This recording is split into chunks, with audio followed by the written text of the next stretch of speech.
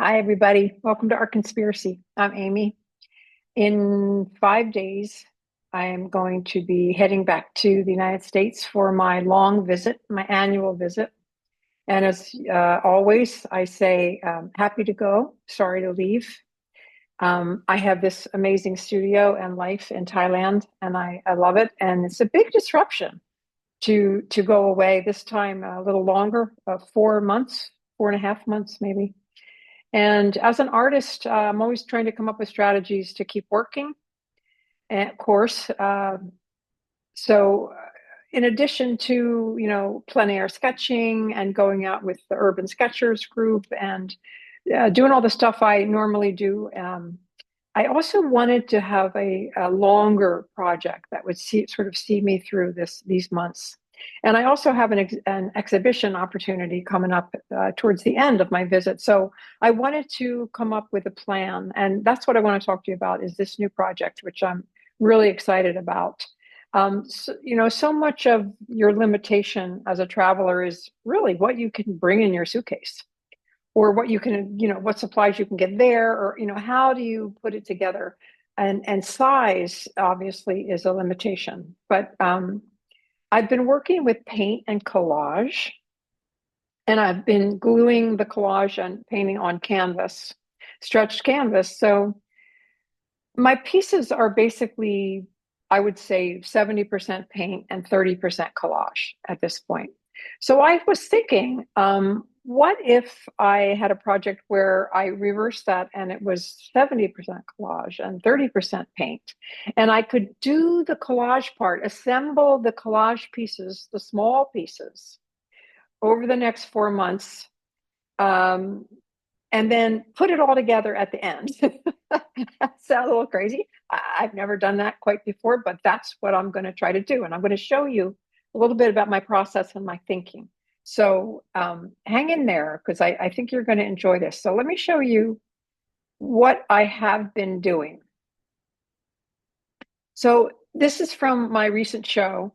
And sometimes you can't really tell what is paint and what is collage, which I love. It's a real synthesis of mediums. And for instance, I'm particularly proud of my palm tree here on the right, which is all paper, um, and just cut paper and tissue paper. And anyway, there's a lot of different things going into this, but it's a very much a blend of paper and paint.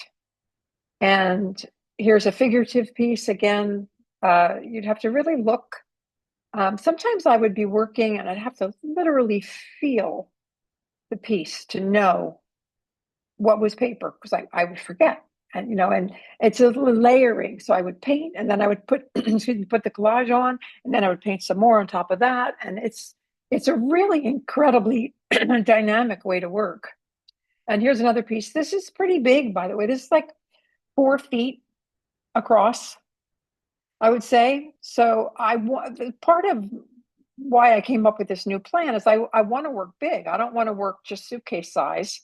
And I also don't want to have to, execute the pieces and carry them around for 4 months because I'm not going to be at the exhibition until the end and I'm traveling around. So um, for purposes of my demonstration of my process, I want you to look at this. This is the piece that is one of the pieces for the exhibition. This is a smaller version of a collage.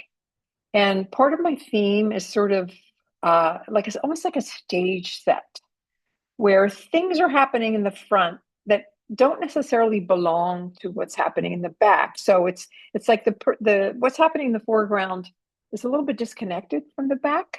And it has to do with compartmentalization of how we view the world. We're in our own little cocoons, our little bubbles. And anyway, so this is just one piece. And I want you to hold this in your mind because this is the one I'm going to sort of show you where I'm going with this. So I'm going to change pins. 1 second. Okay. So here's my demo table. So the first thing I want to show you is what I'm using to put the collage pieces together. A lot of these I did with a jelly plate. If you don't know what that is, I'll save that for another video. But it's a wonderful monoprinting process, and I make all these beautiful textures and colors. And I sometimes it looks like something, it references landscape or texture, and I can cut these up and rip these up. But I'll spend a whole day just making papers that I can use later. I don't even know what I'm going to use them for. Here's another thing. I use a lot of this just sort of white tissue paper or rice paper. And you can see it's sort of translucent. And you can paint on top of this and make it a color, or you can just lighten up an area in your piece. Sometimes I actually print textures and then rip them up or use part of it, because the pieces have to be fairly small to glue them down so they don't buckle. So all these pieces are way bigger than I'll use, so they'll get torn up. Here's another thing. I use colored tissue paper, which I love because it just melts. It's sort of very soft and just melts into the piece. Sometimes just colored flat paper, which I can draw on top, ink on top, manipulate, and then just copy paper. I don't use anything thicker than this, just copy paper for the collage pieces. So again, that's generally what I'm working with. And I just want to show you, I have boxes of blues and greens and neutrals. And like, this is my warm color box. So you can see I have just tons of, this is, all in the same kind of palette, all the warm colors. Okay. So then back to this piece. Remember this? I'll put it up there. So the first thing I do is I will map out sort of the composition. Here it is on a big piece of paper. This is the size that it will be on the canvas, 18 by 24. So I map out a big composition. And then the first thing I do is I look through all my collage pieces and I just pull pieces that are this palette. So this is predominantly like blues and rust colors. So I start assembling papers that I think are going to relate to this composition. And I just gather raw material. Okay, that's the first step. And then I start sort of putting it together. So, and this is really fun. Like I'll start ripping out, like these are all pre-ripped, but I need a warm here. I need a warm here. Here's a blue with some horizontal texture.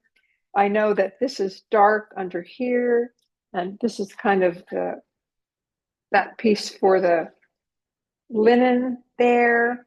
I have some long strips that I love to play with, and this will be kind of like architectural designation. So that up, maybe put that over there. So you can see how I start to just have fun, like layering different pieces. And then I'll photograph this as I go along, and then I disassemble it. So I'm assembling, disassembling, assembling, disassembling, and hopefully I'll be sort of ready to put it all together and, just an incredible crescendo at the end. So then there's always some elements, like this one again. The building is very loose and forgiving, but the figure in the phone booth is more specific. And so I take more time and care with building that particular piece of the composition ahead of time. So let's say here's some of the layers that I might do. That's sort of building the phone booth. And then the figure, sometimes I'll actually make a little stencil, almost like a little paper doll. Just the right shape. And the silhouette is important. So I have, okay, she's the right size, right silhouette. And then I can actually like trace her on a piece of colored paper and then cut that out. So sometimes these little models are great. So let's say here she is, but it's going to be this color. And there she is. And you can see how this can sort of come together over time. And it's also, it really feels like painting with paper. Because I'll put, like, let's say I have this and I'm like, oh, this beautiful warm tone. I want another of this kind of bright orange somewhere else. So I'll let, oh, okay, I'll put it up there. Here's another piece of red. Where might that go? And it's like organizing as I go along is very organic and very exciting. Um, I just love working this way. Here's the doorway. I know it's kind of hard to see in the piece. But then when I get all these pieces figured out, like I said, I'll take a picture and I'll disassemble, and I'm bringing all these envelopes and I'll put my collage pieces in the envelopes. I'll keep working on this assembly, disassembly, assembly, disassembly. And then again, this is all going to get glued down and painted and put together, before the exhibition. Pretty exciting, huh? And I have to say, this is a kind of an experiment. I mean, I've never worked exactly like this before, especially during my travels to assemble, disassemble, and, build these pieces up over time. It's like very exciting to me to work this way because I don't know how it's going to turn out. And that really is my MO, because that to me makes art so much more exciting. And it's like a call and response. I'll do something and then, oh, it works, doesn't work. I change my strategy. It's exploration, not execution. I don't know how it's going to look. What I do know is it's going to be interesting. I do know that. So that's the project. And I'll definitely be posting videos along the way about my progress and what all I'm doing. In addition to this particular project, I'm teaching like 10 workshops across the United States. And